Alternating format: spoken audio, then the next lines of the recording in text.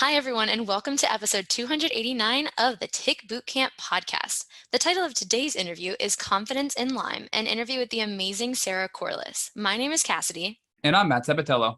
I have known Matt and Rich for about 2.5, 3 years now. When they discovered me on social media, I have had Lyme for the past 10 years. I got it when I was 14. I've tried almost every medicine in the book, from antibiotics, homeopathics, herbals, Chinese medicine, 2 PICC lines. I had the fatigue, the joint pain, brain fog. I was paralyzed for 9 months, and I am still here to tell my story today. So I'm so excited to be here and have you all listen to Sarah's story about not only her journey, but her 2 children's journeys as well. So without further ado, here is Sarah Corlis. Hello, Sarah. Welcome to the Tick Bootcamp podcast. Thanks for being here today. Well, thank you so much for having me. I'm excited and a little nervous. Don't be nervous. We're all friends here. It's so great to meet you. Let's dive into your story. So I know you are Irish, but you are currently living in Georgia. Can you tell us a little bit about young Sarah growing up? What was it all like? Sure. Well, I grew up in Dublin, about 6 miles outside of the city.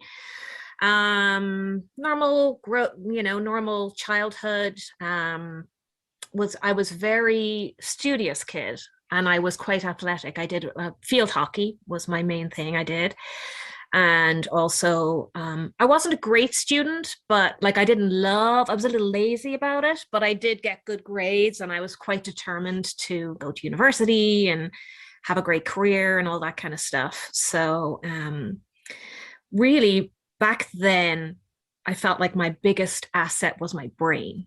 I always was like, whatever else, is going on in my life, I'm smart. So that's cool, So I'm going to be fine. I'm always going to be able to work hard, achieve things, because I'm going to be able to use my brain, and that's it. And I had no fear of working hard. I'd, worked various different crappy jobs along the way, because when I came out of university in Ireland, the economy was really crap.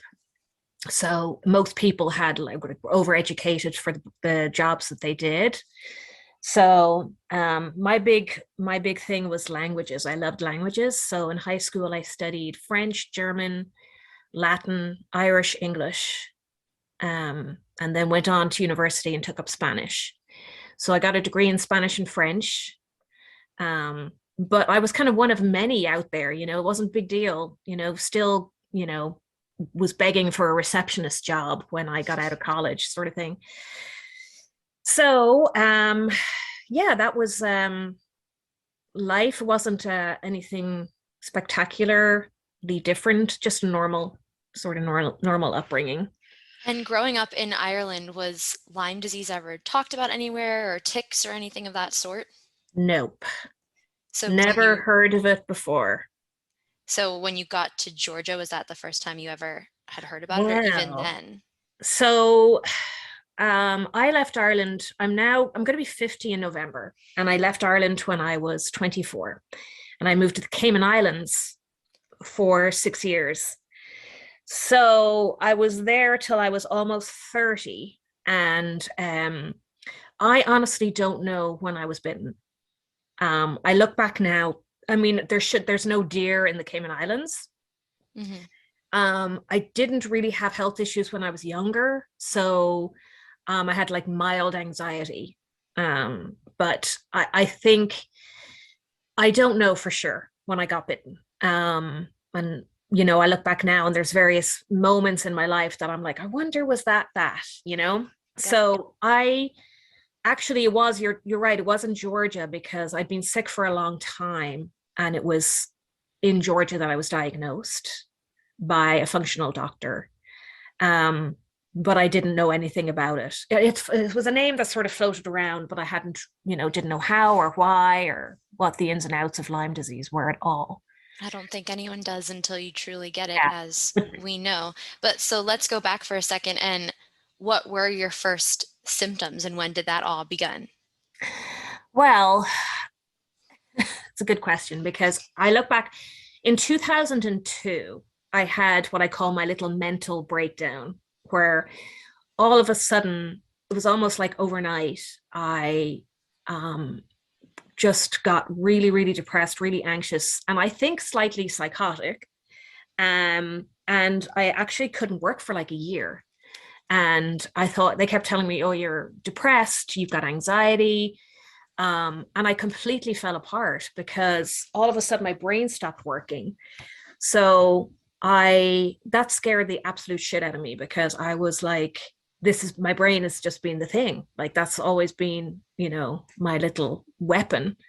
And I'm not saying I'm a genius by any means, but like, I always felt like confident enough in my brain. Like, I was fine. I'd remember stuff. I always felt like I can learn stuff no matter what challenge I get. Like, I'll be able to learn it and apply it, like in a job or whatever. So, but I was living in the Caymans at the time, and I had traveled outside of the Caymans off and on with my boyfriend at the time, who's now my husband, to Canada. So now I look back and I'm like, did I get bitten in Canada? Because we used to be outside running. His family were from the countryside, and we'd be out running in the grass in our bare feet and having water fights in the summer and stuff like that. And yes, I was 30 when I was doing that. I Hey, sound like do it while you can. So it's possible I got bitten on one of my many trips there. And then, because there's I don't think there's any, I shouldn't say this because I know we're not supposed to say there isn't Lyme in certain spots, but I don't really believe there is any Lyme in Cayman.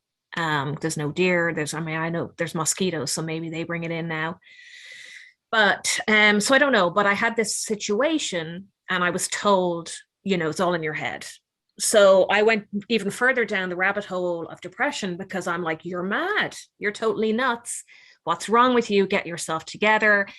And when I couldn't work, that was like something that changed me forever, because I'm like, you can actually not work. You can't think straight. You can't work. You can't go into work because everybody can see that you're nuts. And that really was something that shifted like my confidence in a big, big way. Like, I really lost a good part of myself during that time. But I did get better in a way. I was taking antidepressants, I was doing counseling, and I managed to start working again about a year later, but I still just never felt myself.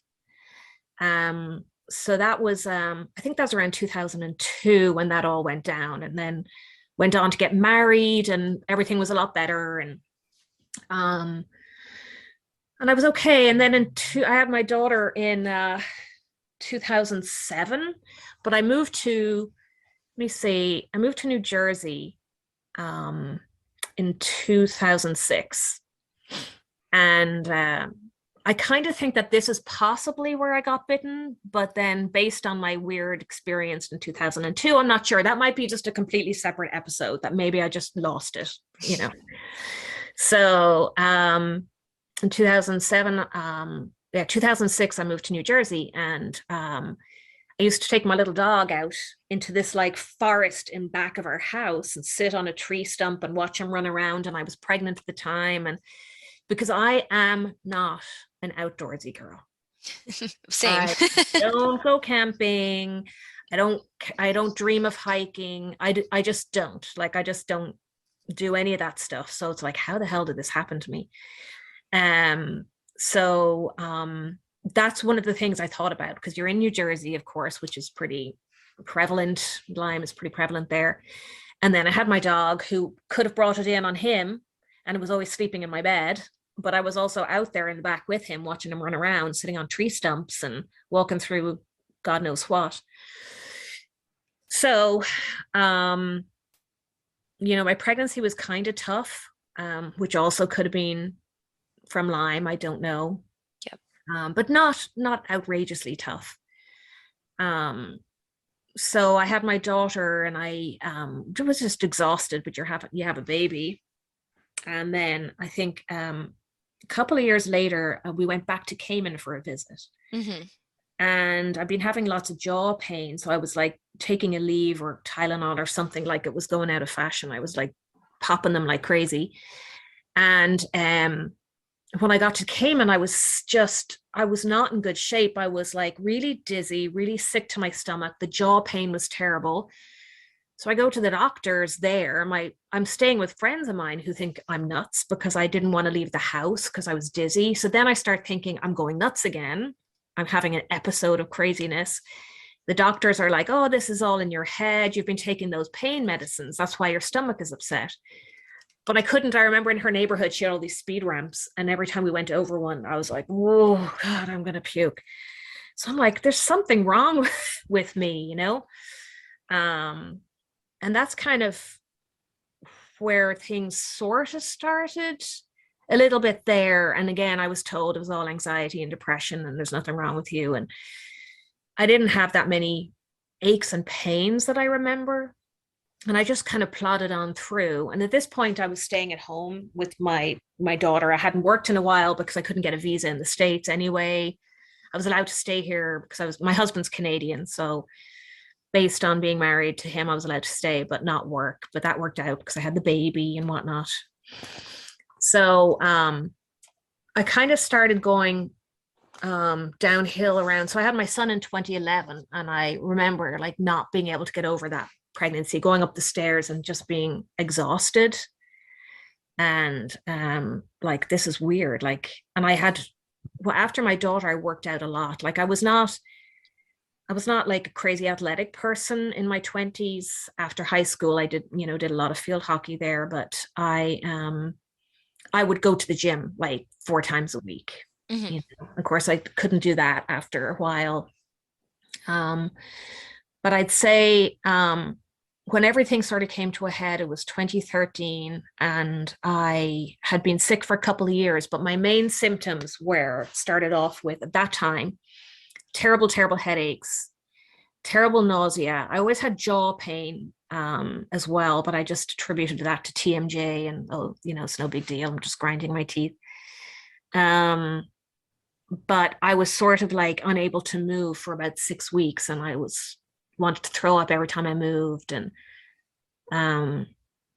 so went to the neurologist. Of course, they told me that you've got migraines. You're in your 40s now. It's obviously hormonal. You've got migraines. So they gave me migraine medicine. They told me I had vertigo because every time they tried to get me to walk in a straight line, I was like, going to fall over. So anyway, that didn't help.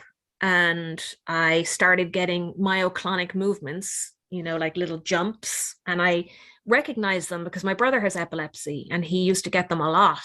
And I'm like, oh my God, what is this?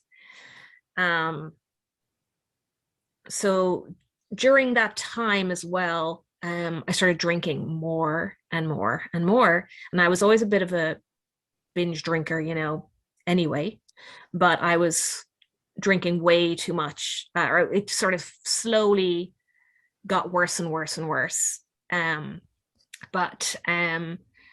So I actually saw quite an impressive neurologist, just your regular mainstream neurologist. And luckily enough, she was open-minded and said to me, I don't know what this is, because we've done an MRI, we've done an EEG.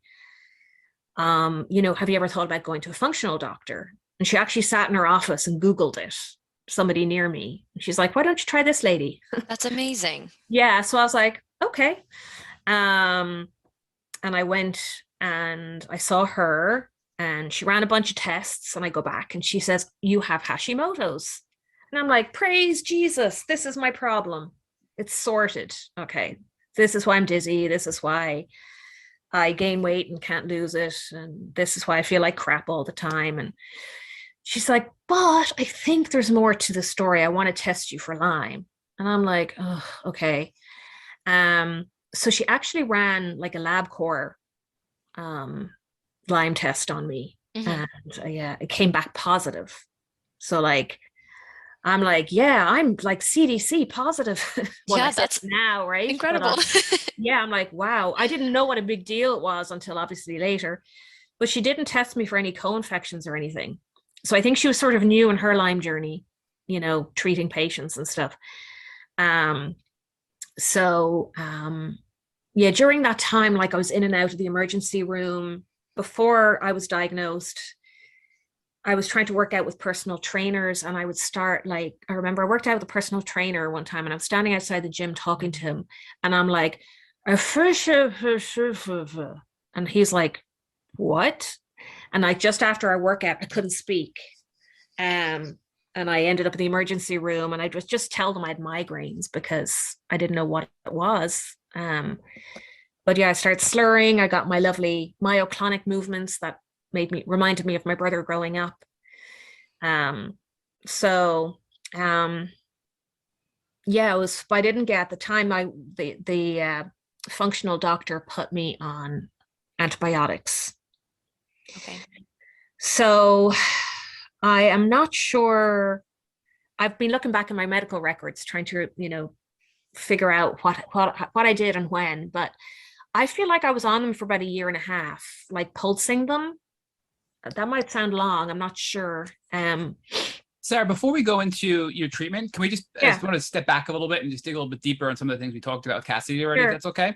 Because so much of what you described, I mean, are classic Lyme symptoms. They're not just autoimmune Hashimoto symptoms. They're not just migraine symptoms. They're not just TMJ symptoms, but yet you were pigeonholed into a lot of these specialty diagnoses, right?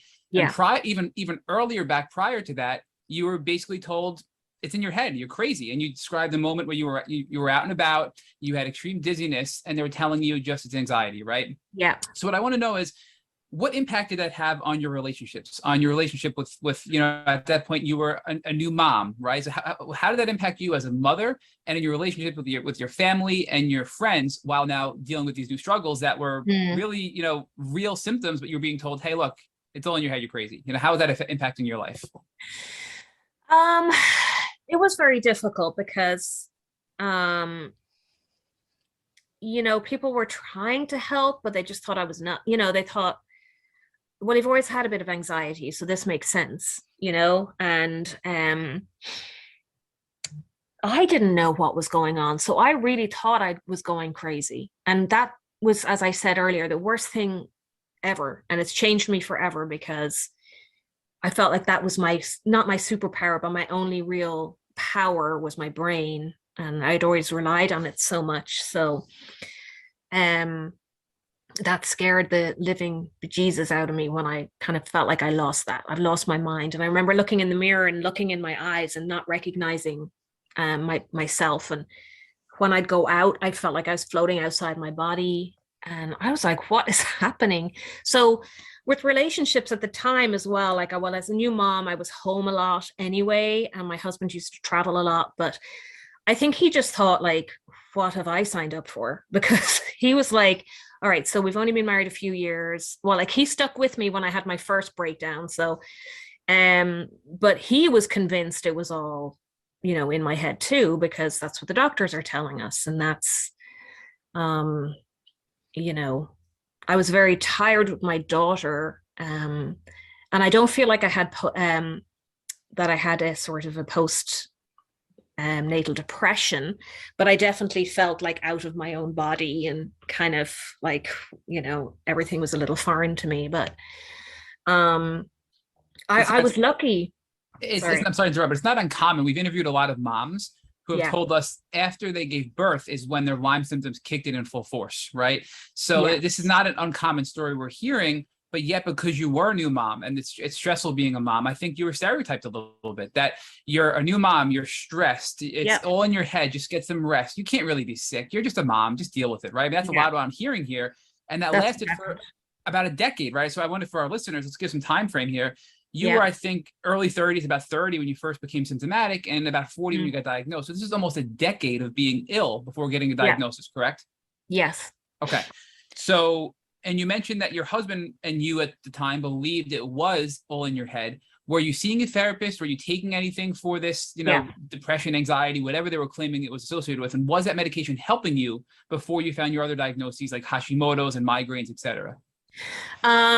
It seemed like it wasn't helping me. I kept upping the dose, and things were actually, some stuff was, so I was taking antidepressants and some stuff, really made me worse. At one point I was given Ativan, which I'd been scared of taking before, but that actually helped. But that would make sense, I suppose, now looking back, if I had some other stuff going on, like mast cell stuff, or whatever, which I've been later diagnosed with, like, that calmed my systems down a bit to keep going. I was lucky. I had a very good friend living in New Jersey who was actually a social worker, and she was just a very calming presence in my life. Like, she believed it was, you know, based on my diagnosis, it was anxiety, but she kind of kept, you know, was almost like a therapist to me in everyday life. So that was amazing. But yeah, I felt really crazy when we went to the Caymans, and I was so looking forward. I hadn't been back there in years, and my daughter was 2, and it was going to be great. We were going to go to the beach, and I couldn't leave the house. And I convinced myself then that I was nuts because, you know, I'm only feeling sick because I'm crazy, you know. I want to talk about that for a second. Sorry, Sarah, with sure, like when everyone is just telling you it's all in your head, your anxiety, what that does to you and your own relationship with yourself, because we've all been there before when people tell you it's crazy, and the self-doubt and things, and just what did that do to you? I know you said like your brain was your superpower. How do you get through that? I still haven't.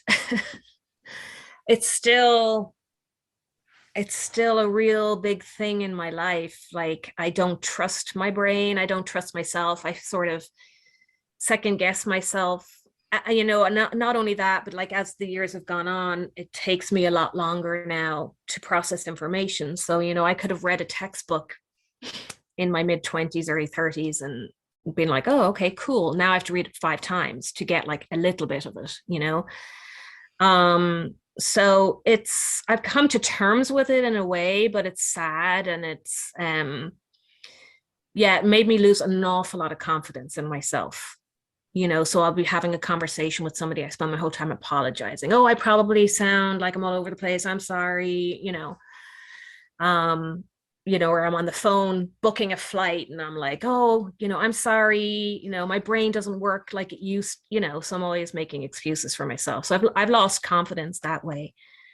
But Sarah, I'm sorry to interrupt again, Sarah, but I have to ask, you wouldn't have been on this podcast a year or 2 ago, correct? I mean, you know, we talked offline a little bit and you're like, hey, look, I'm somebody helping people in the shadows, but here you are on a public podcast. It's going to be heard by thousands and thousands of people in the first week it launches. So I have to argue that there is some improvement you've made in your cognitive abilities and your confidence, because here you are today, right? I know. Well, I would say that some of that has happened in the last couple of years, maybe. You know, with my most recent treatments, maybe. But yeah, I still, well, I kind of, in this situation, I just sort of was like, it was something that was an opportunity was offered to me. And I'm like, you know what? You're just going to do it. Like, so what if you sound like an idiot? Maybe Sarah, but see, you're not though, right? So that's the thing. I think, and I think this is a really important topic to what Cassidy was asking there. You are not sounding like an idiot at all. You are very well spoken. You are very well educated. And you're doing a great job already. And we just started the podcast. But I think so much of this is we have trauma from when we were so sick. And that trauma forces us to believe that we're still in that cognitive place where we are not able to communicate. But that's not the case anymore, right? But you were brave enough to come on here. So I guess the question that I want to kind of follow up with on Cassidy's question is, how have you been able to work on your mind and the way you think about yourself to get the courage to come on this podcast? Because you have made improvements, obviously. How are you overcoming that trauma to take steps forward, to continue to heal, advance your mind, and take, you know, these scary steps forward to do things like this podcast? I don't know. I should be doing a lot more, because I keep telling myself, oh, you need to get a therapist, you need to do this, you need to, you know. One of the things I've done in the last year, which I didn't think I would do something like this, but I got on Instagram and I started doing fashion stuff on Instagram because I can't go to work. So, and that has given me some confidence for sure. You know, I'm basically in an age group of ladies, you know, who are all like in their late 40s, 50s, and everybody's like, you're amazing, you're awesome, thanks for sharing your outfit, you know, and it's just like everybody boosts each other up. So I'm like, well, if I can do that, and if I can kind of, you know, be quite vulnerable, and I've talked about a little bit about my Lyme journey on there and some of the stuff with my daughter. So I think that's helped me a little bit with my confidence. I also had to, back in 2016, I gave up drinking because I was like, essentially became an alcoholic. And, you know, some of the stuff I've been through with that has helped me sort of like, well, I could be dead, So why not? Or I've had my ups and downs with suicidal ideation over the years too. So sometimes I'm like, well, if I'm feeling really anxious about something or really nervous, again, I do is it going to kill me? No. Like my immediate reaction is to sort of like, no, I don't have the confidence to do that. And then I think some of my experiences in the last few years with Instagram and going to things like AA and meeting other fabulous women and stuff like that has helped me a little bit. And then I've got a really good doctor now as well, who also is like, you're not crazy.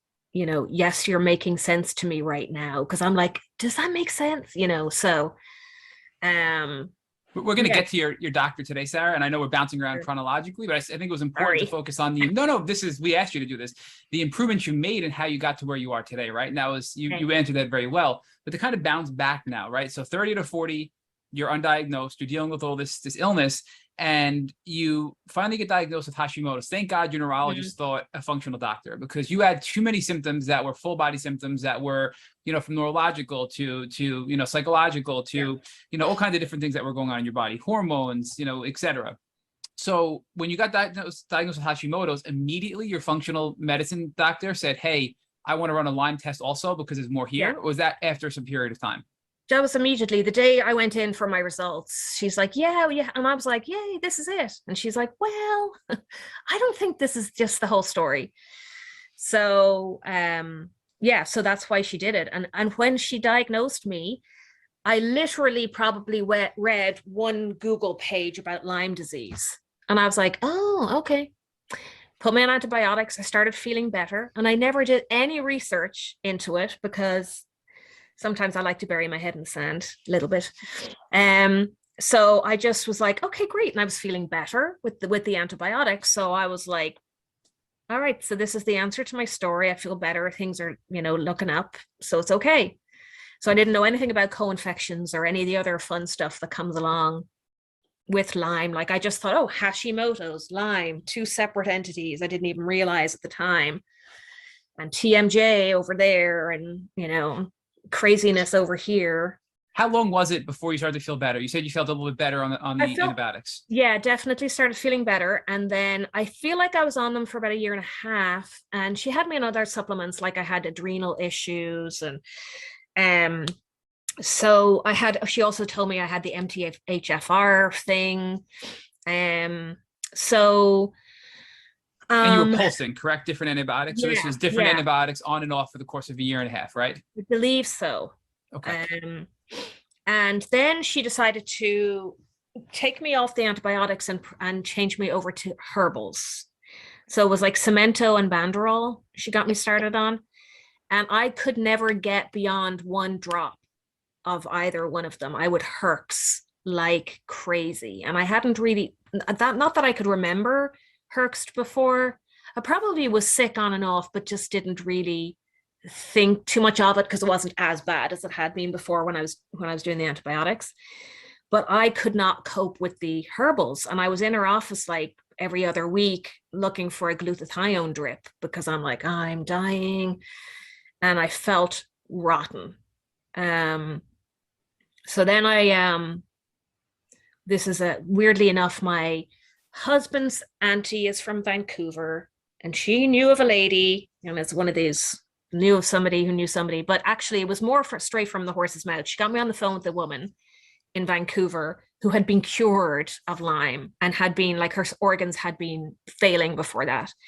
So she hooked me up. I went to Vancouver and I met with a homeopathic doctor who at the time had a different type of device. It was a frequency device, but you might have heard of this along the way since, that has transferred to a thing called, their website is FREemedica.com, and it's a wearable device.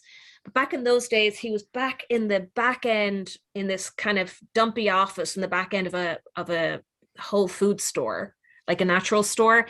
And he had like little energy things, like he would tap on your fingers. And I'm like, if this woman hadn't told me like it worked for me, I would be like, what am I doing here? And I brought my son with me at the time. gosh, when was this? 2015. So he's 12 now. But my son had been diagnosed with autism at the age of 18 months. Yeah, so I thought he's got it. He's got to have it, and they tested him energetically and said, yeah, he has it. Anyway, this at the time it was a little light box. So he rented it to me, and I took it home for 3 weeks, and I took drops and other supplements, and I did this thing for 3 weeks, and I felt great for like a year and a half. So I'm going to stop you there because we're talking about the FREmedica WAVE 1. I have so many questions about that, but I'm going to back up again because I just love asking more questions about things that you said already, because you're giving us so much great information that I need to just ask you a little more, right? So just for context, so at this point in 2015 is when you made the pivot from your functional medical doctor to this homeopathic doctor. Yeah. How many children do you have? Is it just, can you walk us through, and how old were they at this point? Okay, so at 2015, my daughter was 8 and my son was, oh my gosh, 4. Okay. And now you mentioned that your husband was very supportive for your first breakdown. When was your first breakdown? Was it prior to 2015? Yeah, when I was 30, so it was about 2002. And honestly, to this day, I still don't know if it's a completely separate situation or, if that's when the problems were really beginning. Because where I was in Cayman and how did I get it, it just would have been difficult. It's always made. I believe, Sarah, that it was very much related. I mean, that's, we hear this all the time. So I see Cassie shaking her head.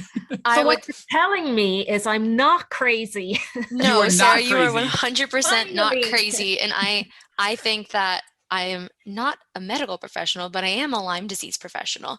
And I believe that you most likely probably got it at some point during your youth. And like me, it manifested in your body for years, and something, stressful activities or something can just trigger it, which is why, like Matt was saying, a lot of women that have Lyme and get pregnant and have children, they get really sick afterwards because of the stress on your body. So something in 2002 probably stressed your system, caused it to come out. It flared for a little bit, and then something settled it down. And then once you had your daughter, everything just spiraled from there. But you are not crazy. Yeah, it's so interesting because we had decided to move from the Caymans to North Carolina during that time, and everybody was like, oh, look, it's the change. If you're nervous about change, you're nervous about moving country. And I'm like, no, because that stuff used to be like oxygen to me. I love change. I love doing new things. So I'm like, I'm not nervous. I'm excited. I want to get out of here. I want to do this thing, And, I was moving there with my boyfriend. Everything was looking positive for the future. It was a pretty serious relationship, which it did end up being, we did end up getting married. So it was all very exciting times. So anyway, it didn't make sense to me. But Sarah, from that standpoint, though, obviously it was your boyfriend, he became your husband, you had 2 children with this man, and he was supportive at first. Did things work out? Are you still with your husband? How'd that work out? Yeah, we're still together. Definitely. So and we've definitely had some rough times over the last 10 years, but it's been rough because of the kids' sicknesses too, and mine. And he has a very, very, very demanding job. He travels a lot, so he's gone most weeks, and he.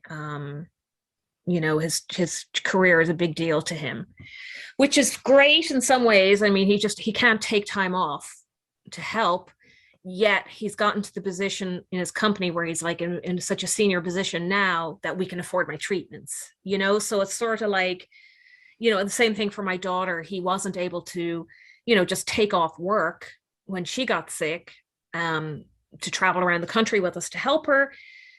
He took off some time, but he couldn't. But then, it meant that his career developed, and now we can afford for her treatments too. So it's tough. It's the balance, right? Yeah. And Sarah, the reason I'm asking about your husband, I know it's a personal topic, is because so many people in the Lyme community reach out privately to us at Take Boot Camp and say, I'm married and I'm struggling with Lyme and I think it's going to ruin my marriage. Or I'm feeling well enough and I want to start to get into the dating world again, but I have no confidence and any advice, right? So you have been through a successful marriage despite being so sick and having 2 children that are so sick, right? So what tips would you give our listeners that have helped you sustain a healthy relationship with your husband? Granted, it's never perfect, right? But you're still together. And I have to tell you, it's really rare for people to stay together through something like you've gone through. I'm not even going to say listeners. I'm going to say for Cassidy as well, because that just made me very happy too, because you don't hear that a lot, as Matt was saying. It is hard. And we've both made big mistakes, and he knows he hasn't always been the most supportive, because he thought that in the beginning, when we didn't know what it was, he thought I was putting it on and I was exaggerating, and that it wasn't, or that it can't be as bad as you're making it out to be. Like, just get out of bed. Like, what is the problem? There's nothing wrong. Like, you go to the doctors, they tell you there's nothing wrong with you. So we definitely have had our arguments and talked about it. And what I think was a big eye-opener for him was COVID, because he was home. He had to work from home. So what would happen is before that, because basically after my FREmedica episode and I was feeling good for a couple of years, I started going back downhill again. And all I kept saying was like, oh, I'm just getting migraines, like seriously in denial. Like, and at this time, my daughter got very sick, which I can tell you about in a few minutes. So I was like really, really busy with that. So my husband would come home at the weekends and I'd be in the bed, like, and he'd be doing the laundry and being like, and I couldn't be around food because I'd start heaving and I couldn't feed the kids. And he's like, what the hell? So he also went through this episode with me where I was drinking way too much. So he had to deal with that. So he was looking after the kids because I was drinking too much.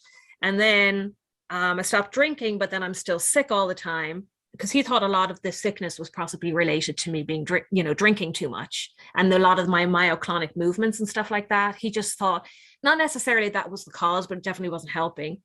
During COVID, he stayed home and he saw the me that was productive on certain days and able to do things and feed the kids. And then he saw the me that was in bed for a few days. So I think he saw more whole picture of, instead of just coming home at the weekends and seeing my lazy butt in bed, he sort of was like, oh, okay, so I see the ups and downs. Like, and we never talked about it, but I really think that helped, because then he became a little bit more open to other treatments, and or he was just beaten down by that point and was like, just take my money.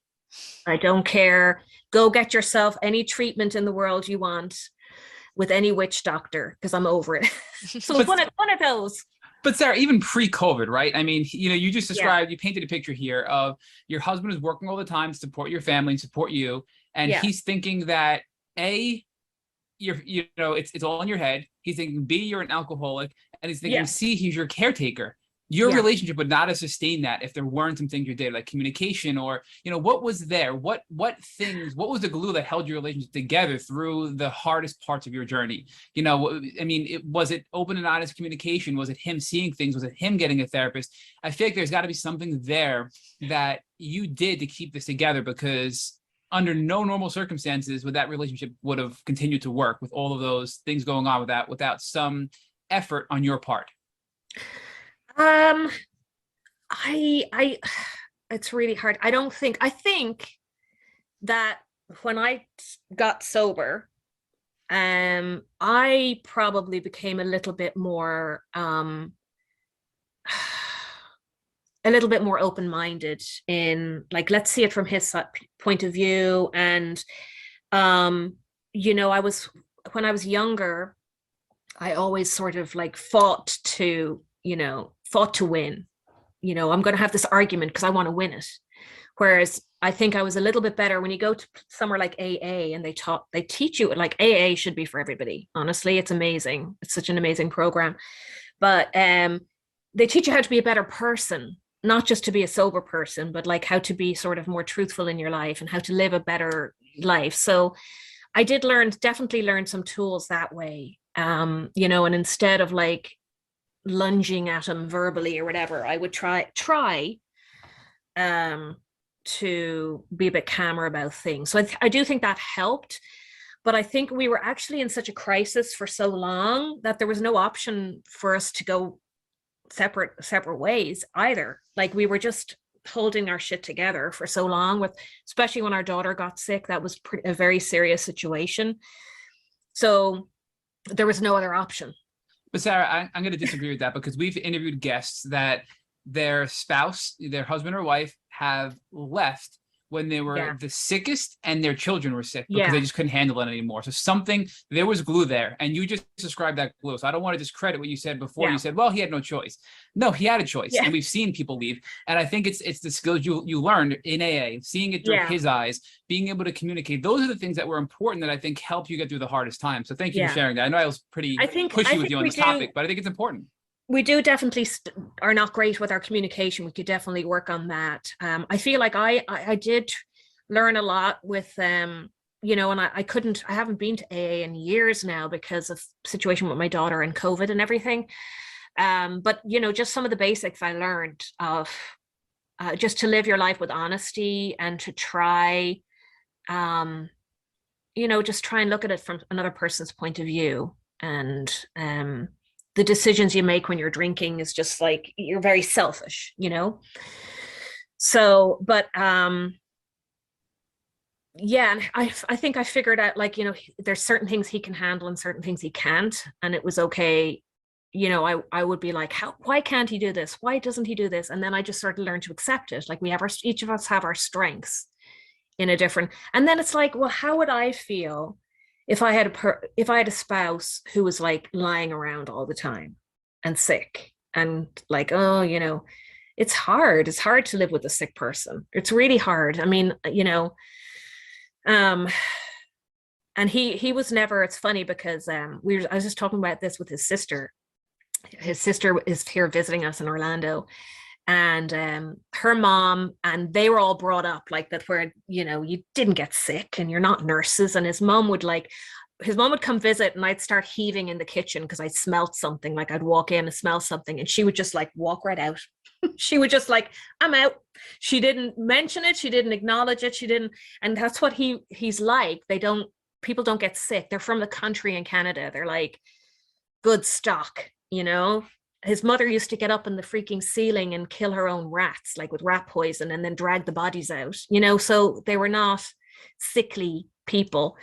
So I know it's not easy. You know, I now look back on my drinking, and I know that a lot of that was self-medicating from the pain, from so many different reasons, like the actual pain, and then just the madness of having two very sick kids and me being sick, and you know, that kind of stuff. I think I would have always gotten there with my drinking, even if I didn't have Lyme.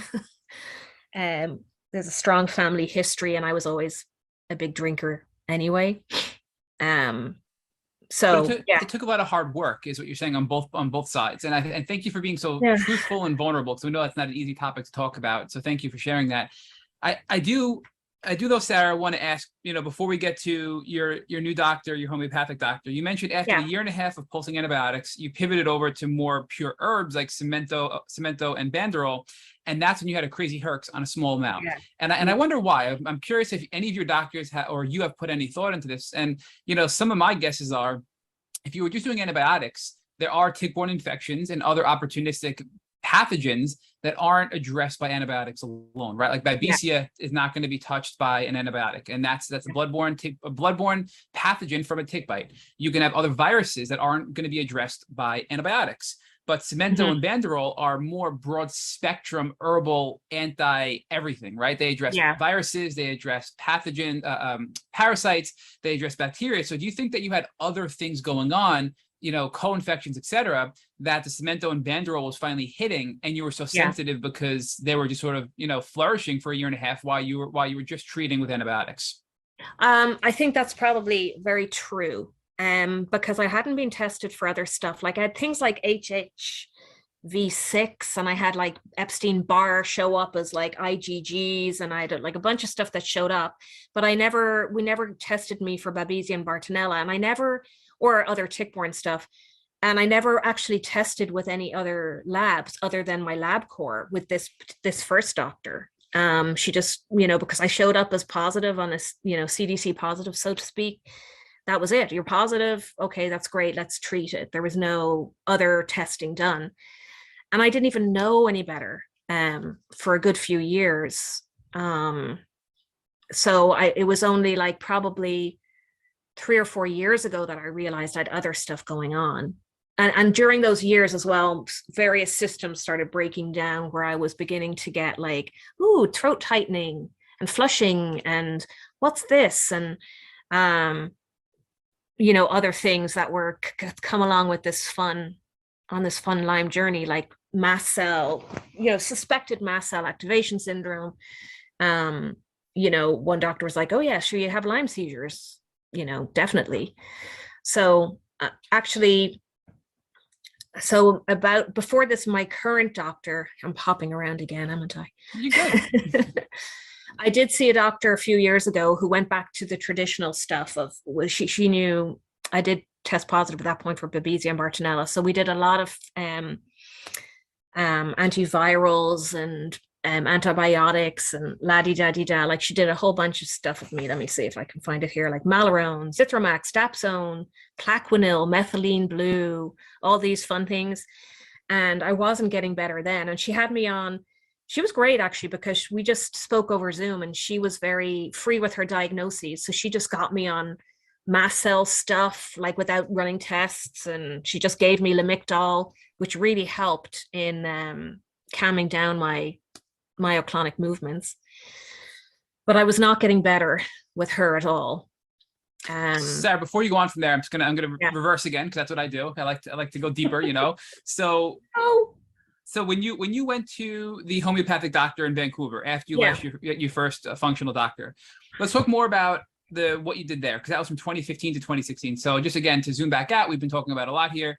From 2013 to 2015, you were doing antibiotics and a little bit of herbs with this functional doctor. Then you pivoted to your homeopathic doctor in Vancouver, and that's where you were exposed to energy testing and things like the FREmedica WAVE device, which was used by Yolanda Hadid, has had great success with the WAVE 1 device. And that's, you know, very popular in the Lyme community because of that.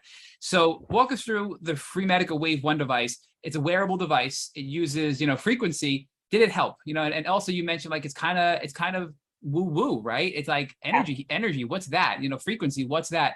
What made you be open to trying something like this, and did it help you?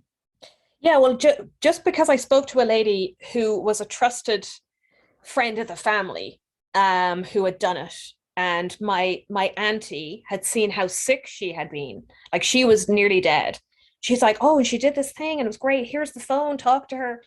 So that's why I did it, and that's why I think as well, my husband sometimes needs to hear things from a third party rather than me. And then he'll be more on board. Whereas I come home and I'm like, well, there's this thing where if I stand on my head, right, and if I shake my legs a lot, I'll be cured. And he's like, oh my God, here we go again. So, so when I spoke to her, and it was actually a very simple process, because there wasn't like, for years, you're going to have to take this. It was only like drops and this thing for 3 weeks. And it was just this little box I rented from him at the time. But as time moved on, they started making it a wearable, and I did eventually buy the wearable as well. So I have that. I do have it, but when I was really sick for a few years, I kept forgetting to wear it, so I wasn't using it. And then I sort of did if I got sick again, maybe it doesn't work. So I kind of tend to be a bit like, I'll try this, and if this doesn't work, then I'll try this, rather than, it's okay to try a few different things at the same time. You know, and maybe each one of them will have their own benefit, you know. Right. And that's truly what it is. I believe collectively, all the things that you've done that are going to help you get to where you are today, right? Yeah. So it sounds like, though, the WAVE 1 device was helpful. You felt a little bit better, but then you started to feel bad again. And you said, it must have not done its job. Let me move on to the next thing. Is that correct? Yeah, exactly. Okay. Which was kind of silly. No, but I mean, look, you know, then you went on to the next thing. And again, it was a part of your healing journey, and it was a helpful part of your healing journey. So then obviously you went to this other doctor who found other co-infections and just clinically diagnosed you with co-infections and mast cell activation syndrome, and gave you all kinds of things like methylene blue and Dapsone, which are very common treatments in the Lyme community as well. Double Dapsone, Dr. Horowitz, you know, really coined that many years ago. Methylene blue is very commonly used by a lot of doctors as well. and you said that none of these things really helped you though, right? Which so you did all these things and kept you're sort of getting like, sicker. ugh. Yeah. And I never know if I'm herxing or if I'm flaring. Like, I don't know who can figure that stuff out, because I don't. I'm like, what is happening? Should I be in an Epsom salt bath, or what should I be doing? I never know. Like, I'm like, what is this? But so yeah, I did go to that particular doctor, and she was amazing. Like, she was lovely, but it wasn't working. And then I heard of somebody who had tried SOT. Wait, before we go there, Sarah, Cassidy, do you have a question? I saw you put your hand up. I just want to make sure Cassidy can jump in. I did. Sorry. Going back. So just so I have it straight, you have Babesia and Bartonella were the only two co-infections that you have tested positive for, along with like Epstein-Barr and things. Were you ever on Mepron for the Babesia, the yellow paint? I'm looking at my notes here. The yellow paint is what I like to call it, the liquid, and it stains all of your clothing. And yes. No, I don't think so. I don't see that on my list of things. It's possible. It's possible, yes. That is what I hear from most people for Babesia is the Mepron one. So I didn't hear it on the list. So I was just wondering. But and going back to your herxing thing, I think that is something that a lot of people don't understand is herx reactions. And it is just like over time you kind of figure it out. But it is so hard, especially when you have all of the different illnesses coming at you. So you're like, oh, is this Lyme? Is this the Babesia? Is this the Bartonella? Could this be the Epstein-Barr? Is this the mast cell? Oh, wait, is this a herx? Is this the flare? And it's so hard to differentiate. And like being a woman also, all the hormonal issues that come into play as well, and having to figure out what is actually causing which symptom is really hard. So don't beat yourself up about not being able to determine the difference. And I say then it's like my husband thinks I'm onto the new thing, every few months. I'm like, so maybe mast cell is my problem. Maybe this is what's causing all of my symptoms. My first ever, well, not my first ever, my like first ever Lyme doctor that got me better the first time, she had the best thing, and she said it's an onion. Lyme disease is an onion, and you have to peel it back layer by layer. So you do go that way. You're like, okay, we got a handle on the Lyme. Now the Babesia symptoms are going to flare. We're going to have to work on the Babesia. Then the Lyme may come back, and you have to keep peeling different layers and layers and layers and slow that. But that's kind of how you have to do it, because the bacteria, they're tricky little ones, and they will just pop up when bastards. Yes. My language, but I'm like, fuckers. Sorry. But Sarah, even with the Hashimoto's, right? The Hashimoto's is an autoimmune disease, and MCAS is this inflammatory response to mast cells. And I believe that they're very, these autoimmune complications due to tick-borne illness are very much connected to mast cell activation syndrome. And I can tell you in my own personal experience, and those of many of our guests, as we treat the whole body, and as we do things to repair our gut health, our immune system, and also obviously kill the Lyme, the Babesia, the co-infections, and address the viruses, my autoimmune levels have dropped significantly, and my sensitivities, my MCAS symptoms have dropped significantly as well. And that's very common with many people we interview. So they're all related, right? As Cassidy said, it's that onion, but it's not like mast cell is causing everything, or even Lyme. We say Lyme disease, but Lyme is not causing everything either. Lyme is a piece of the puzzle, and we have to address the whole puzzle. And because we're all bio-individual, we have to figure out to the best of our abilities what's going on and address those things. And then when we give our body a fighting chance, we can restore health. That's really at a high level, I think, what it's all about. And I've been there where I've assessed it's just Lyme disease, or, oh, I have Babesia now. It must be Babesia why I'm still sick after all these years. But it's never just that one thing like MCAS or Babesia, right? I mean, that's the realization I think that many of us come to throughout our health journeys. Yeah, and it's hard because you want it to be just, I just want it to be this thing that I can fix. Can I just fix this, please? I just want it to be over. But you can fix it, right? I mean, you just have to, it's trial and error, and you've done a lot, Sarah. I mean, we're going to talk about SOT next, but collectively you've done a lot, and you're putting the pieces together, and it's a long journey, but we've seen and interviewed so many people. I mean, look at Cassidy. She's working full time. She's, she just moved into her new apartment. And when we interviewed Cassidy, she was having paralysis and she was really sick, right? So it's possible. I mean, Cassidy's a perfect example of somebody, and you as well, Sarah, obviously, right? We're not there yet in your journey, but you've made so much progress as well that we're going to get to shortly. So, Cassidy, did you have something? No, you're good. I was just going to say, along with what Matt was saying, with how when you have Lyme and your entire immune system is just shot, and so we have all these allergies that come up. You have things that normal healthy people have, like the heavy metals, the MTHFR, and that doesn't affect them, and that is detrimental to our health because of how sickly we are. But as you continue to heal and such, and like for me, for an example, like the last time I took antibiotics, because when I was diagnosed with Crohn's, and they were trying to I was having a bad flare, and I hated doing antibiotics. I was like, I'm gonna hurt. It was Christmas 2019, and I felt like I was going to die. And since then, I am, like I said earlier offline, I'm like 98% better. I have been working hard for the past 2.5 years. Like, I am here.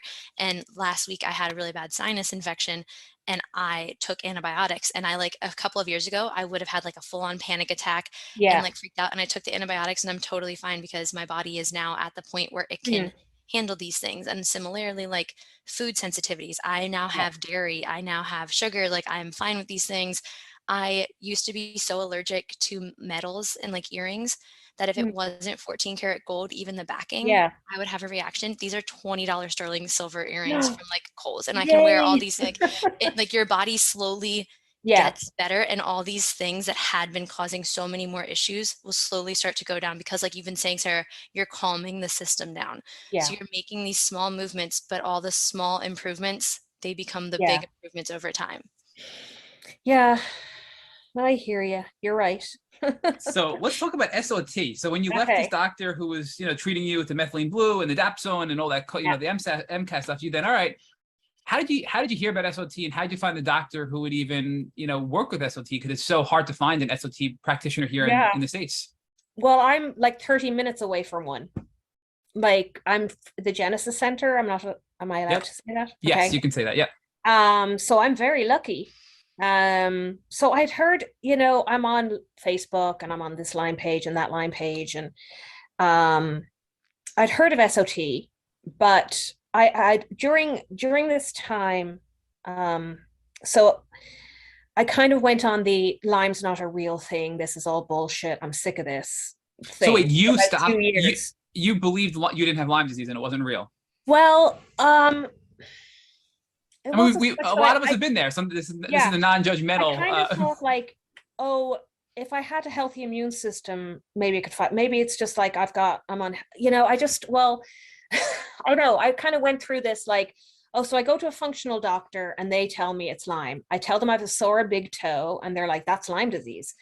And I'm like, then I go to the mainstream medicine and they tell me it's freaking anxiety. So like, I'm sick, tired of both of these different, like, you've got one extreme to another, and I'm just over it. And then my daughter got extremely sick with autoimmune encephalitis, and everybody's saying, oh, that's Lyme. And then I had a girlfriend who traveled to New York with her kid with AE, who was seeing a very prominent Lyme neurologist up there. What's her name again? Can't remember, because we saw her too. And he was doing plasmapheresis every month for like 8 months, and he wasn't getting better. So her and I got our little heads together, and we're like, this Lyme shit is bullshit. Like, forget it. Like, it doesn't mean, they're not getting better. We're not getting better. Forget it. So I just kind of went on a little, not so much an anti-Lyme thing, but just like, I don't want to talk about it. I don't want to hear about it. I'm just having migraines. This is what I kind of went into denial for a couple of years. And even with my daughter, I didn't really look into Lyme as much. I mean, I did, and she came back positive on a couple of things, but she was in a serious crisis. Like, we thought she was going to die. So we were trying to do immediate mainstream stuff with her to just try and keep her alive for a while. So yeah, and during that time I was in crisis mode, so I didn't even want to think about Lyme. And I actually somehow survived and kept going. It was when she got a little bit better that I started falling apart again. I think my body was like, oh, now it's time for you. But you also made progress, right? You did a lot that helped you heal, but you were getting there. Your body was getting better. You were slowly and gradually recovering from chronic illness. You were rebuilding this body that was damaged for so many years, and you had enough strength to get through that crisis, thank God, with your daughter, right? Yeah. I mean, it was, I think somehow I managed to go through it and be there and be, because I was up most nights and we were in and out of hospitals and traveling all over the country with her. So I don't know how I did it. And then I think that's when my body just, after, when it sort of, we kind of calmed down a bit, then it was like, haha, your turn. I think that happens. Sorry, Cassidy. I was going to say, I think that happens a lot with Yeah. the Lyme and the illnesses and things like that, with your body is in the fight or flight, and you're just running and running and running on like adrenaline and such. And then when it does have time to calm down, that's when you actually can sit and be like, oh, something is not right here. Yeah. And it just all kind of comes tumbling down at once. But like Matt said, you were able to get through that because of the work you had done prior, which is super amazing. Yeah. And it's weird sticking my fingers in my ears and going la la la la. It just didn't work. It was kind of weird. I thought that would work, but it didn't. Yeah. So you found the Genesis Center on these Facebook groups. Is that what you were saying? And then you I'd heard of SOT, but it had kind of floated by me on Facebook pages and stuff like that. And it was, I just get overwhelmed. I'm like, I don't want to read about SOT, because I'm like reading about, my son has pandas, he has autism, Kira's got AE, probably Lyme. I'm just like, I can't read anymore. So I'd seen SOT and I'd seen like, oh, this is great, but I hadn't gotten into it or read much about it. But my next door neighbor, her kids play baseball with other kids whose dad had been telling her about his journey. And I got on the phone with him one night. Actually, I got my husband on the phone with him one night because, again, when he hears it from somebody else, it tends to be better. So he told us his story. Just, he had been in the early days. Well, I don't know exactly where he was, but he was more like fatigue and pains and aches. Like he hadn't gone to like bedridden, couldn't walk, some of the other stuff. But he had a great experience with it. So my husband got off the phone, was like, just do it. Like, so I was like, okay. So that's when I started going to the Genesis Center. So they do vibrant testing. So what's interesting about that is they measure your levels. So it's not just like you're positive for Babesia or you're positive for whatever type of Babesia or Bartonella or Borrelia. It gives you like your numbers, your IgG numbers and your IgM numbers. So they can see as time goes on how your numbers are changing. So I did Borrelia back in, what are my dates? I want to say like springtime of 2021. I did about an SOT for Borrelia. What does that mean, Sarah? Just for our listeners who aren't familiar with SOT, when you say you did a Lyme SOT, what does that mean? So this is going to be, you're going to ask me technical stuff. Damn it. So this is how I describe SOT, which is, and I've heard Kelsey on before, and I'm like, oh, come on. Like, how did she just know that? Well, it's funny you bring up Kelsey, because Kelsey actually is friends with Cassidy, who was part of Cassidy's Lyme support group, and that's how we met them. That's how I found Cassidy. I feel like I found you guys through Kelsey, finding her on Instagram, or maybe I'd seen a YouTube video of her in SOT, or I somehow found all of you. I don't know how I found you guys, but small world. Yeah. But Kelsey's part of my Lyme encyclopedia group, and you're very right with, the way she can like describe things, and like my brain doesn't work like that. Mine either anymore, but like, yeah. So I remember you guys were like, you'd asked her, what was her experience with SOT, and she's like, well, SOT is this, and I'm like, this is how I describe SOT. It's that you basically get a positive test for Lyme or some co-infection or some tick-borne illness. And they take your blood. So you have to have a positive test within the past 6 months. They take your blood, they send it to Greece, and they create an antidote. That is my very technical, but it's obviously it's more than that. But it's that's a really good answer. Technology. But I'm just like, it's easiest for me to say they create an antidote, and that's about. But it actually changes. It seems to change the DNA of the bacteria in your body. So, for some reason that seems to be more effective, because like antibiotics and stuff like that, they seem to be able to understand or hide from it, or dig into your cells. But because they're changing the DNA of the actual bacteria, it changes their makeup and they just die. It's targeted. So although antibiotics are more broad spectrum for a wide variety of bacteria, the SOT is very specific to a strain of Borrelia, which is Lyme disease, correct? But it's more precise in targeting and eliminating that Borrelia in your body, right? And it's for you specifically, because it's based on your blood, and they do it for all different co-infections. all different types of Borrelias and all different types of Babesias and Bartonellas. So yeah, it's catered just to your situation and that bacteria that you have. So what was that like, Sarah? I'm just trying to imagine, like, so you send your blood away to Greece, they develop the antidote to cure your strains of Borrelia burgdorferi, and now you get this injected back into you. Like, did you feel anything immediately while getting this injection? You know, when, if ever, did you feel any response to this?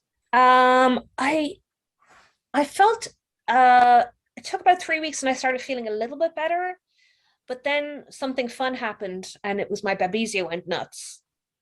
So the onion, right? Yep, I was gonna say it's the onion popping back. Well, they thought it was Bartonella first, and but Babesia, it seems to be now a year on, is the problem, and I'm still having issues, but you know, sometimes when you get sick and you're in it and you're like, this sucks and I'm always sick, and you forget that you've had some good days. Or I'm the opposite as well. I will have a good day and I feel like I've never been sick before. This is fabulous. You know, I get complete like Lyme amnesia. I'm like, I'm fine. Like, I don't know what the fuss is. So, but my husband is like, no. Overall, you're doing a lot better. I can see a big difference. So I'm going off of that because I'm not very good at journaling or keeping track.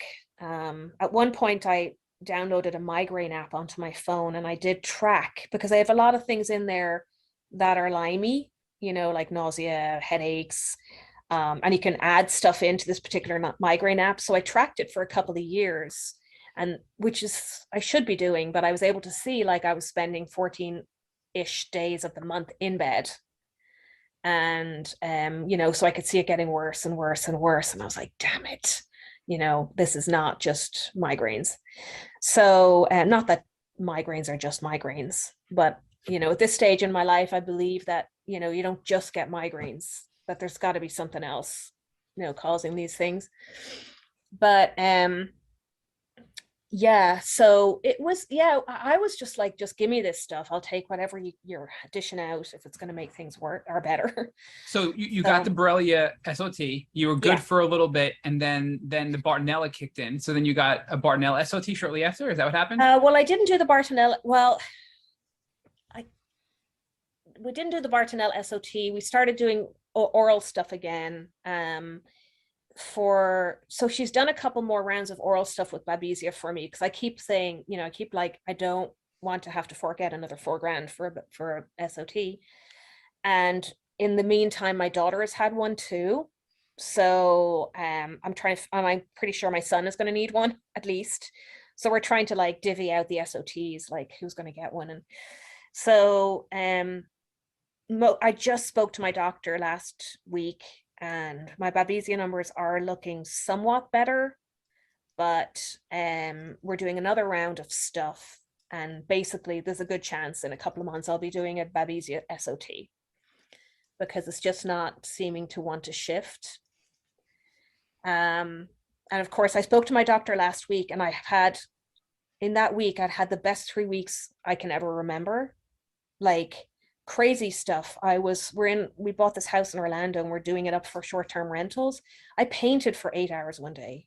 That's amazing. That's amazing. I was like breaking down cardboard boxes, and I mean, I literally typically can't go for a walk around the block. Like I'm scared to, because I get sicker when I work out.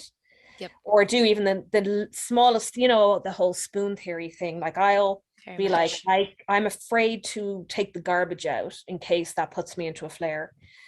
But then, of course, Monday, I've been sick all this week, weirdly enough. But I started taking Dr. Rawls supplements about a month ago, and I've been slowly increasing them. I've also started doing my FREmedica again. So I'm trying to figure out if I pushed it too far on one or the other. It could be herxing, right? I mean, this could be a fluff, so it's possible. Yeah. Yesterday was rough, but I tried to do the slow introduction with Dr. Rawls stuff, but you know, I feel pretty confident in the SOT, but I also thought, you know, I'd listen to Dr. Rawls on your podcast, and I'm like, well, it's about, you know, modulating the immune system. It's herbs, so it's not like it's going to hurt me. It's not saying I don't believe in my SOT. It's just going to help me to have a stronger immune system. Well, kind of what Matt was saying earlier with like you kind of have to do a whole bunch of things, and you end like there's not. I've been in this journey now for 10 years, and I think that I would not be where I am if I didn't do everything that I did. Like everything helped in some sort of fashion, and kind of still doing things. And I still do like I'm a big food person. So like my food is my medicine now. I'm with the herbs and things, but I'm really bad about my food. We can chat offline about that. God. I know what I should do. I'm just like a 12-year-old kid. It takes a while to get there. But I want to backtrack for a second, if we can, and talk about, so you mentioned how the SOTs are each about $4,000. And I want to know, I have two questions along this lining with, one, if you had to ballpark it, how much have you spent on your health on this journey?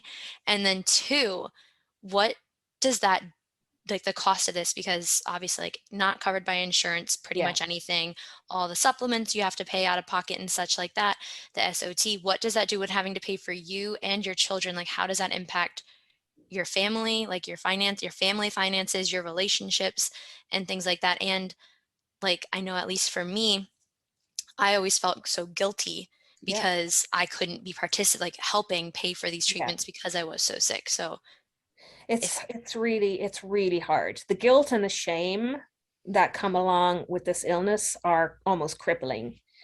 And I feel like I'm always trying to prove myself. Like, since we were here and I was actually able to help my husband with things, I'm like, did you notice? Did you see the way I was able to do that? And he's like, yeah. And I'm trying to like, see, I'm not a lazy person, I promise. So over the years, we have definitely gone into lots of credit card debt for various treatments. You know, at first, when I thought the only problem we had was autism, I was taking my son to lots of biomedical doctors. So that was something that was out of pocket. And my husband was like, oh, for God's sake. And he grew up in Canada where everything's free. And most Canadians love the health system up there. Like, there's very few that you'll find.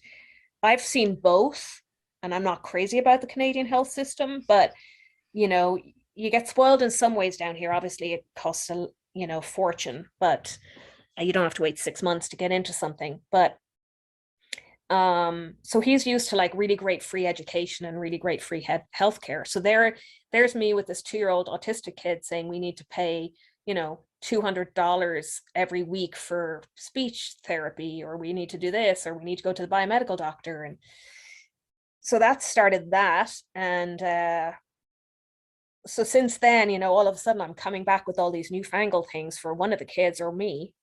So if I don't know for sure, I would guess for me, $30,000 to $40,000.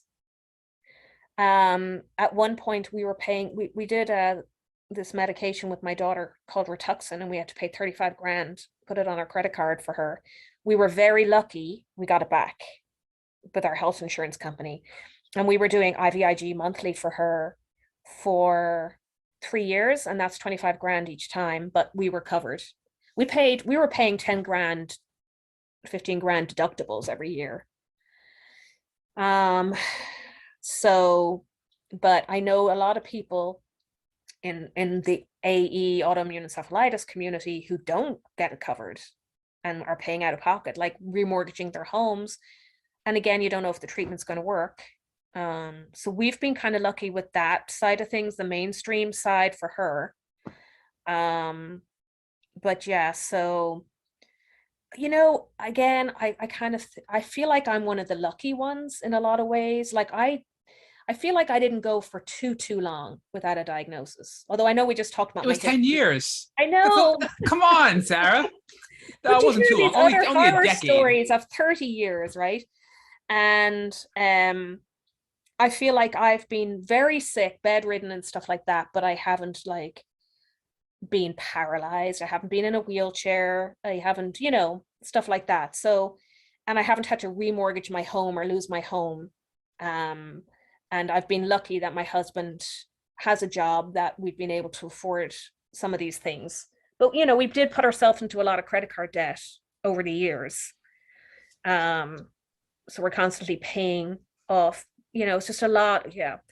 It's a lot of medical bills. That is just, it's irritating and annoying. 100% agree. Yeah. It's insane, and it's just Yeah. sickening and maddening how much we have to pay just Especially, to live. yeah, like for you as well, like you're just sort of starting out, and you know, I think it's weird in America, you know, everybody starts out with this huge student debt, you know, as well, and then you've got medical debt and student debt, and Oh you know, yeah. I feel like 22-year-olds should be able to just like launch into their lives and start getting their paycheck and being like, yay, now I can rent a house, or now I can buy this and get a car and do fun things instead of paying bills.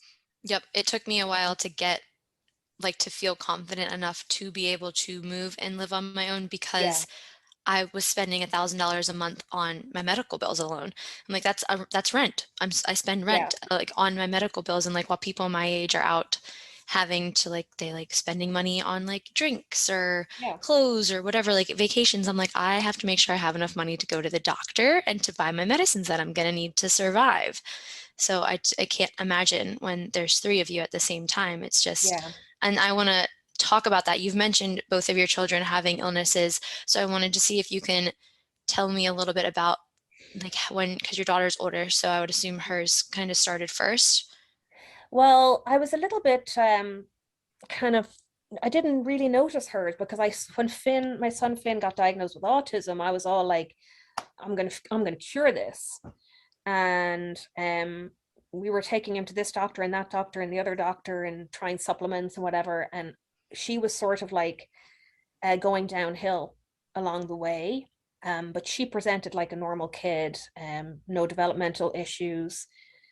The teachers at school said she was doing great. She was very smart. Everything was good. And I would notice some stuff at home. So I'd say to her teachers, you know, she good. And they're like, no, she's great. She's focused. She's gets on with everybody. So it was Now, when about you said 5. you noticed things at home, what did you notice? That she did seem to like obsess about certain things, or she lacked some social skills. Gotcha. Like she would get very upset with friends in a situation that I thought was a bit weird, or she was like slamming doors and, you know, at the age of 5, storming away. And I was like, oh, that's kind of weird. But she didn't see, we were like, maybe it's ADHD, but we just thought there's something different. We're not sure what. And she had her first seizure when she was 4.5. She had a very, very long seizure. And I feel like that was the beginning of some of her stuff. But if I go back and look at it all, it's possible that she got Lyme in utero, and that's been the source of all of the problems. So she basically about 5 years ago, all of a sudden was talking about wanting to kill herself, psychosis, hallucinations. I basically had to sleep in a room for 2 or 3 years. We had to How old was she at this time? About 11.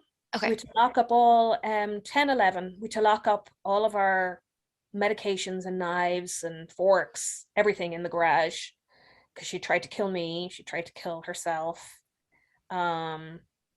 She would attack me. I used to have just bruises up and down my arms because she'd try and bite me all the time. So we were taking her to, there's like a doctor in DC, Dr. Latimer, who's like the pandas doctor, because we thought it was pandas, which is under the same umbrella as AE. But the treatments we did there didn't work. We took her to New York to see Dr. Frid. That's who it is. I was trying to remember earlier. She's like a Lyme neurologist there. You know, and she wanted us to come up every month to do plasmapheresis with her hematologist, but we drive Kira to DC in a car, and she would scream and scream and say that the ground was going to open up and swallow us up. And she tried to throw furniture out of hotel room windows, and she tried to jump out of windows and tried to get to the top of the building to jump off the building. And so it was impossible to get her places, and she still to this day won't fly. So she was really sick. And my son at this, you know, in and around the same time had the same sort of symptoms, but not on the same scale. And he was like officially diagnosed with pandas. So that's, you know, from strep. So it's a neuropsychiatric illness, you know, obsessive compulsive disorder, some psychosis, stuff like that. So, but all of these can also go way back to Lyme. Yep. So yeah, she likes to, when she's mad at me, she likes to say that it's all my fault because I gave her Lyme. So have they both been tested for? Yes. So she, a good few years ago, we did DNA connections, like way back. My son tested negative on everything, and I was like, huh. But again, he was sort of left in the wind while we dealt with her crisis then, and he was okay. You know, he was like going about life, like he did a lot of school avoidance, some of the pandas stuff, but he was okay. So she tested positive for a couple of things on DNA connections, and we tried antibiotics and just made her worse. And then we sort of gave everything, all of that Lyme stuff up, and just went with IVIG, which also can be a treatment for Lyme anyway. So she was getting better on that, which is possible that because it's Lyme, you know. So she's still very sick, but she's kind of in, you know, middle of the road mode. She hasn't been to school in 4 years. Still a lot of OCD and psychosis, not psychosis, but more like paranoia and stuff like that. So we're still working on that with her. So I have to juggle the mainstream medicine thing and the functional. So she just started seeing my doctor. She did one SOT, but I can't talk to her neurologist about it. You can't mention Lyme because she just rolled her eyes at it. Yep. No way. So I have my functional doctor on one side who's telling me, please don't put her on immune suppressants because that's what her neurologist wants to do.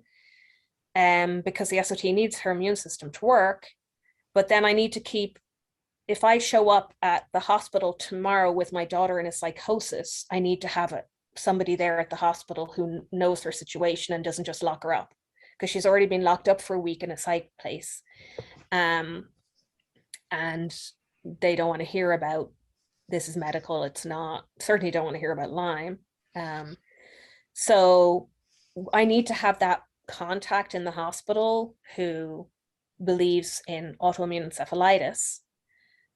So I have to kind of make sure, this is what the fun thing is with all of these illnesses, is trying to go into a doctor, trying to play the game, where you're like, oh, right. Okay. That's interesting. Yes, you're giving me new information. And yes, you are the leader in this situation.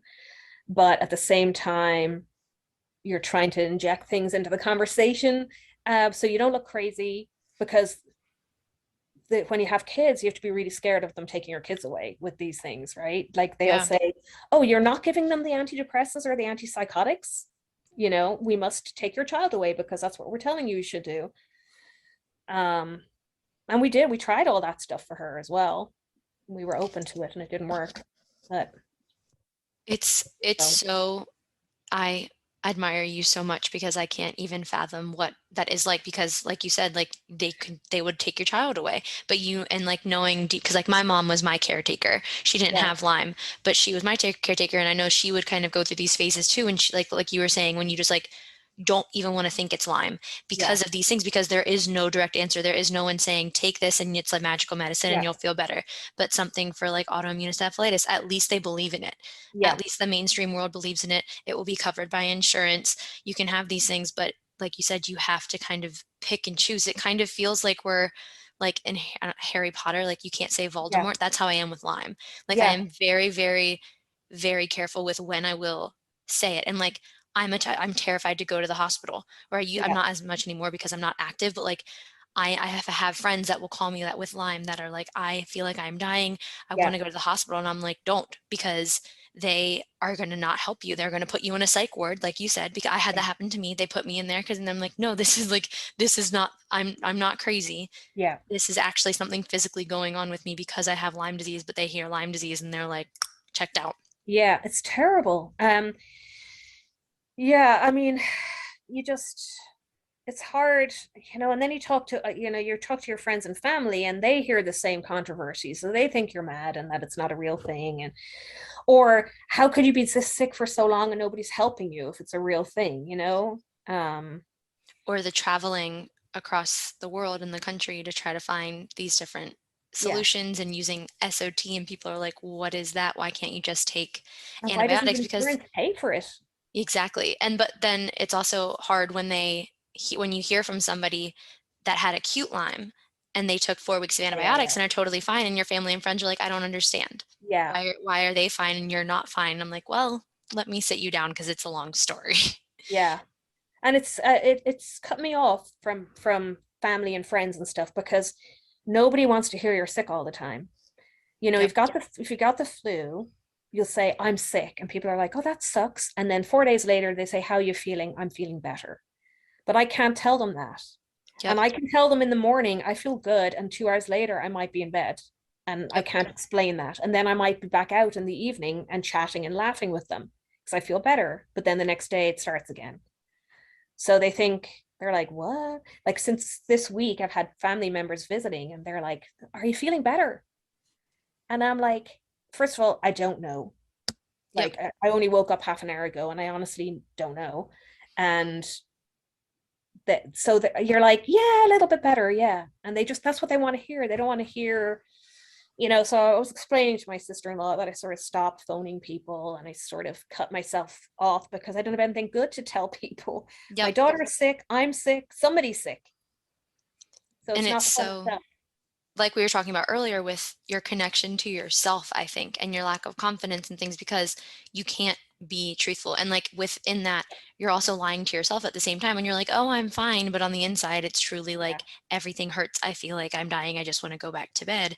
But like you said, that's not what people want to hear. When people say, how are you? They don't actually they don't want to hear that you're not okay. Because then it makes it awkward. And then they have to like kind of act like they know what's going on, when in their head, they're actually like, I have no idea what this is like, and they can't relate.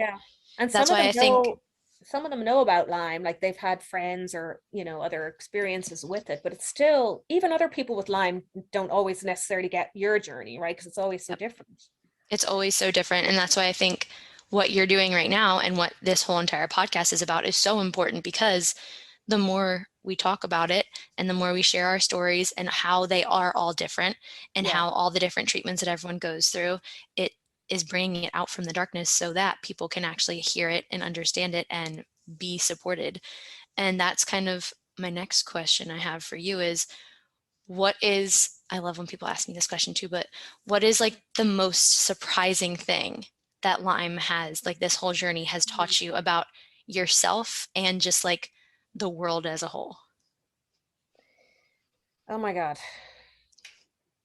You can I think I have my moments of telling myself I'm weak and I'm terrible and I'm useless and I'm obviously lazy, and maybe everybody wakes up feeling like this, but I'm just so weak I can't. But when I stop doing that, I realize I'm actually very strong. And I've been through an awful lot with my kids and myself. And I know other people look at me and possibly think I'm a hypochondriac, or, that this is all mad and nuts and that we're not all as sick as we say we are. But in my heart, I know that we are, and that, and I look at my kids too and realize, well, certainly my daughter, how brave she is and how much she's been through.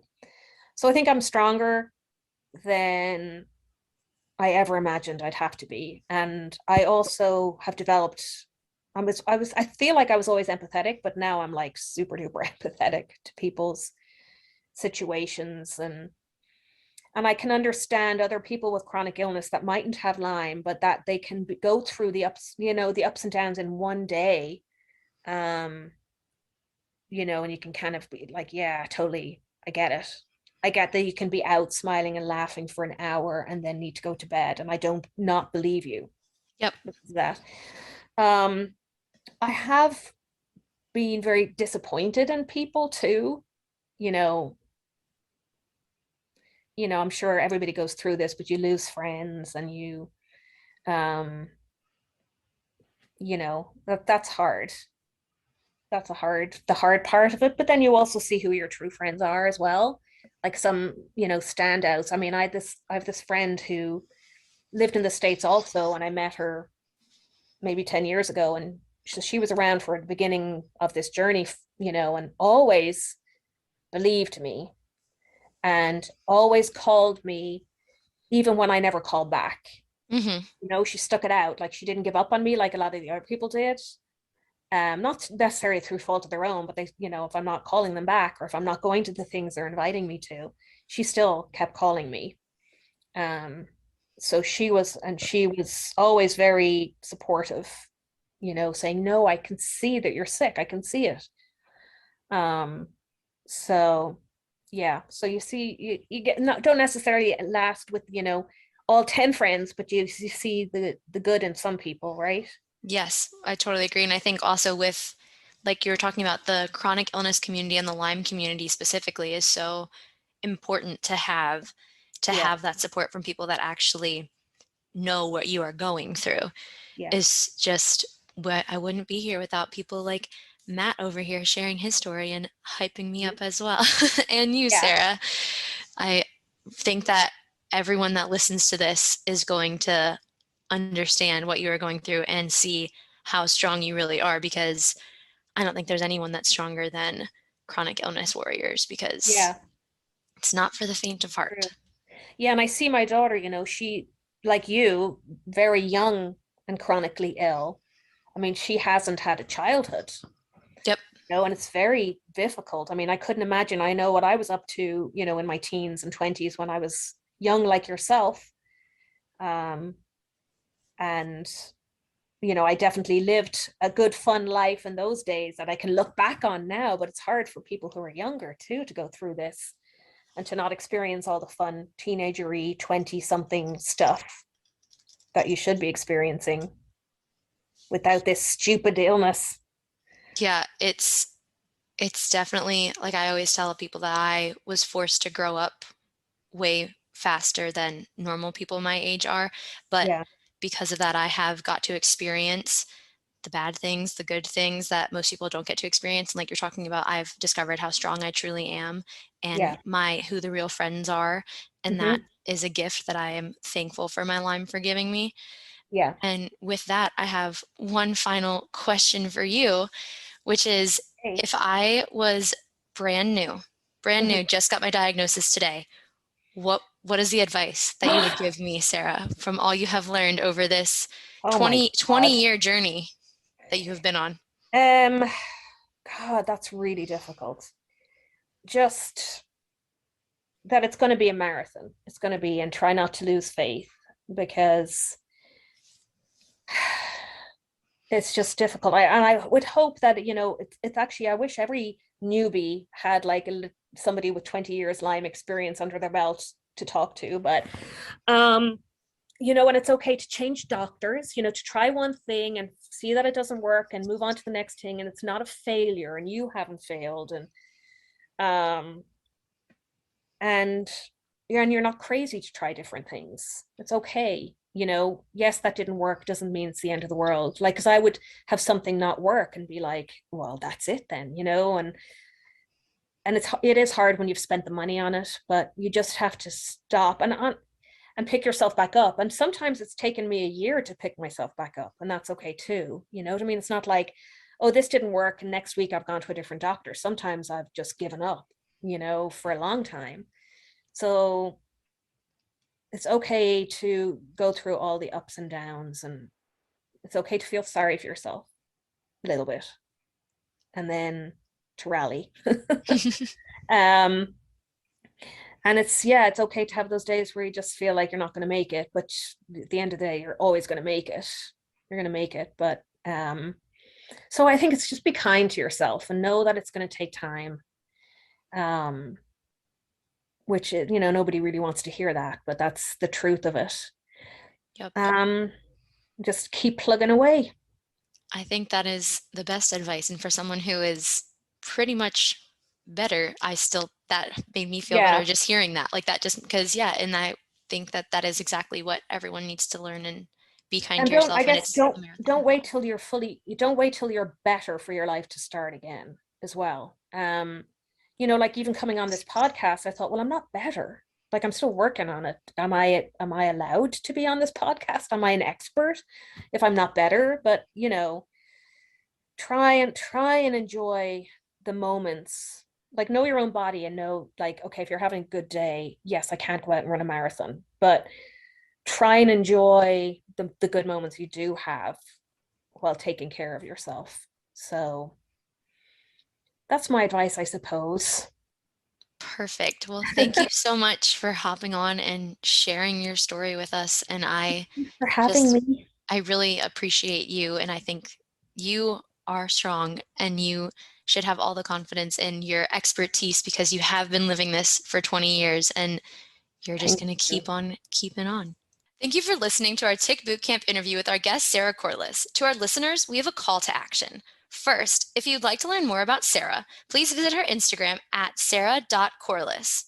Second, if you've enjoyed this episode of the Tick Bootcamp podcast, please share it with your friends on social media. Third, Tick Bootcamp has created a Tick Bite blueprint that has been inspired by the information that has been shared with us by past podcast guests. We urge you to visit our website at tickbootcamp.com/bite to view the blueprint. Fourth, don't forget to subscribe to this podcast on Apple Podcasts, Google Podcasts, or Spotify to get your automatic episode updates of our Tick Bootcamp podcast. Please take a minute to leave us an honest review on your podcast platform of your choice. And finally, if you'd like to search our podcast library of over 250 episodes, subscribe to our email list, or share feedback, please visit our website at tickbootcamp.com. Thank you, as always, for listening.